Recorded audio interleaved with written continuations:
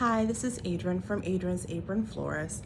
I thought I would show my face today. I'm new to making videos, and I was looking at some of my the last few I made, and I realized I didn't ask for people to subscribe. So you get what you ask for. So if you find information in this video helpful, please subscribe and click the bell for notifications.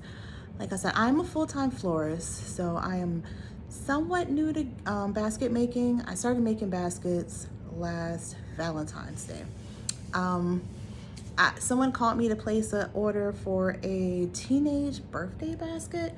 So I hit YouTube, typed in gift basket ideas, and I came across the wonderful Birth and Bosses by Felicia. So I have this character flaw. Instead of staying in my lane, sometimes if I see something, it's like a new shiny eye. Oh, I'm gonna do gift baskets. And I don't know, so I'll just see that, oh, I'm gonna sell cookies, I'm gonna sell fudge, I'm gonna sell kettle corn, I'll do this.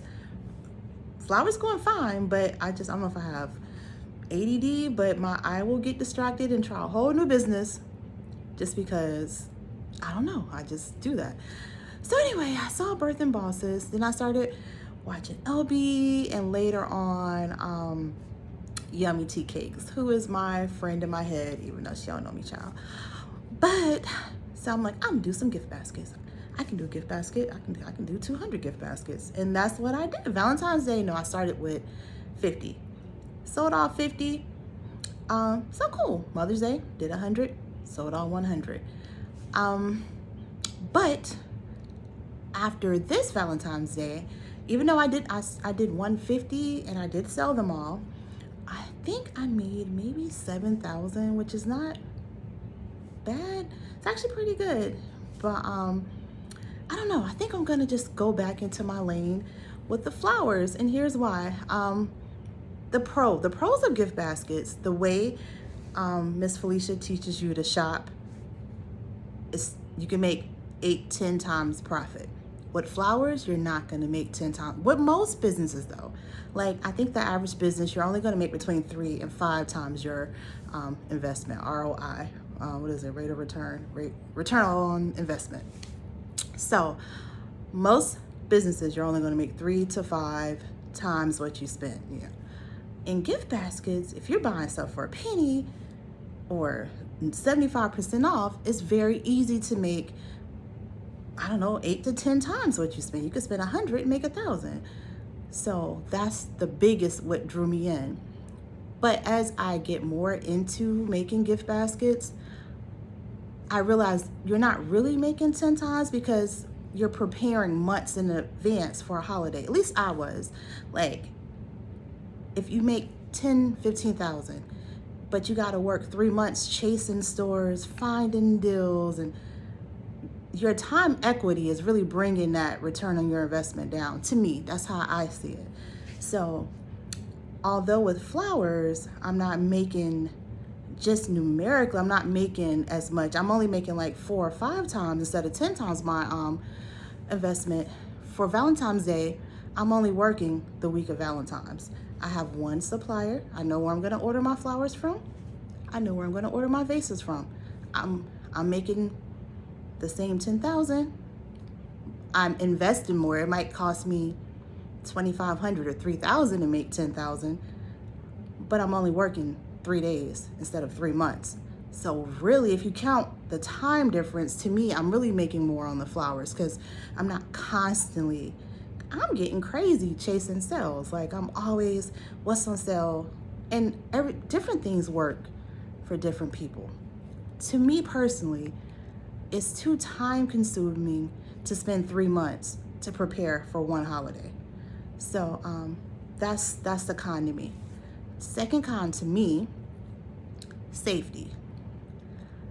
I've never had an issue, but I don't want an issue. To me, it's, you can't ask for more marketing than to stay on the side of the road. You have thousands of cars per minute passing you by. You can't pay for that type of traffic or eyes on your business. But I'm always in the back of my mind, watching my surroundings. And to me, which I'm already like someone who deals with anxiety, I don't know. Someone always be looking over my back. And personally, I don't mind when people set up, because this one lady set up next to me for Valentine's Day, and I was feeling some kind of way, and I was giving her. She asked me for change. This lady set up next to me, stole my customer because she had no signage. I had bears. I had blow up 6-foot teddy bears, like a inflatable. So she's using my signage and my decorations to draw in customer. This lady asked me for change to give a customer. So my old self was like, ain't there a gas station right behind you? And my son was like, Mama, that's what we doing? So I went up to her. I'm like, I'm sorry. I still had to be a little shady. I thought you was just some person off the street. I'll give you some change. So I gave the lady some change, but whatever. But then I'm thinking, the more people, the safer. I wouldn't necessarily want to partner up with another basket person, but like maybe if you could partner with a food truck, like the more people in the area, really the safer. You're never all the way safe, but the safer. And I know I had a gun. I know you can have a gun. I don't know if you can say gun on YouTube. Can you say anyway? But who don't have a gun? I got a gun. The person I'm gonna shoot gonna have a gun. We just got 2 guns. Like, I don't feel like I don't want to have a duel. Like, so to me, the flower thing is safer. You're never foolproof safe, but it's safer.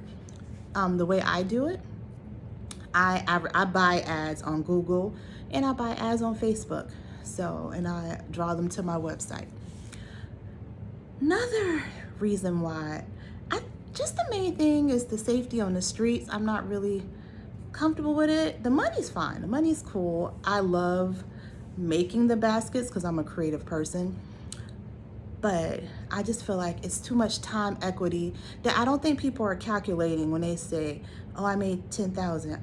But unless your business is popping where you're getting orders outside of holidays, it's like you're getting orders daily, that's one thing. But if you're building up for the 3 holidays, you're working constantly around the clock, driving to stores, looking for sales. I don't think that time is being calculated into if you make $10,000, but you had to work 3 months for it, you really only made what, 20? Child, don't get me doing math, but you made whatever 10,000 is divided by 3 was, I ain't gonna be 369, 3,000, 3,300. You made $3,300 a month. I mean, that's cool. It's better than $2,300 a month, but I just rather do my flowers and plus the flowers. People need flowers every single day. It's not, Mother's Day, Valentine's Day are the 2 biggest floral holidays. Someone's always having a birthday, always an anniversary, always a thank you. Just someone always, funerals, 60 to 70% of my business is sympathy arrangements. But I think I'm gonna start doing tutorials on floral design. I was a floral designer for 1-800-Flowers for 3 years, which is where I initially got my floral design experience. I think one of the differences is I'm all over the place. I should have wrote down points. I could be random. But one of the differences is, in order to be a floral designer, if you're gonna do events, not for everyday arrangements, because anybody can stick some flowers in a vase, but if you're gonna do events and especially funerals, it does take some artistic ability. Like, not everyone can just do large scale floral arrangements. It does take a level of artistic ability. So it's not like anyone can do it. Just like anyone can't sing in a choir. But I'm gonna get on here and show funeral arrangements, but my hesitation was, you can make a lot of money on funerals. I do. Usually every weekend I have at least a funeral. You can make $200 off a funeral for a single arrangement. You can make up to $3,000 to $5,000 if you do the whole funeral, the casket, the standing sprays. If you do the whole funeral, you can make. And I can show people how to contract with funeral homes. The thing is, I'm concerned because I've seen this happen, that I can make $2,000, let me go do a funeral. Because if you go to someone's funeral, this is my warning, and I'm gonna probably say it a few times.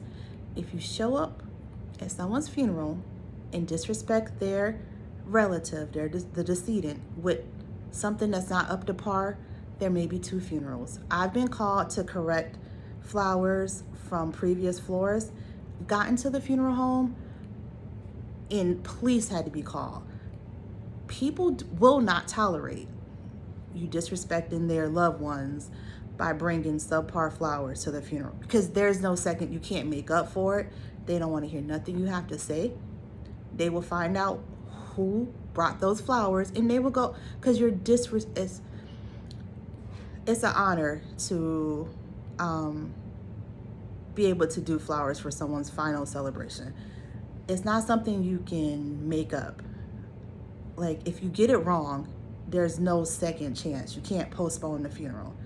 So I would suggest, if you're just starting in sympathy arrangements, if you want, for your own safety, you should take a picture of the arrangement and get approval before you deliver it. Now I can do them in my sleep because I've done them for so long.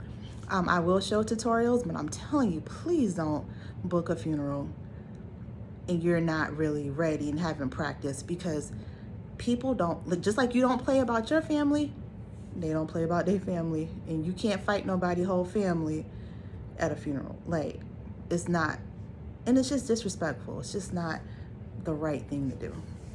So yeah, so I think I'm gonna probably start doing some flower tutorials, because like I said, for Valentine's Day, without doing baskets, just doing flowers, I probably only make maybe 8,000 to 10,000, which is the same with baskets. But the only benefit to me, I only worked the week of Valentine's Day. It wasn't 3 months prior, prepping, storing.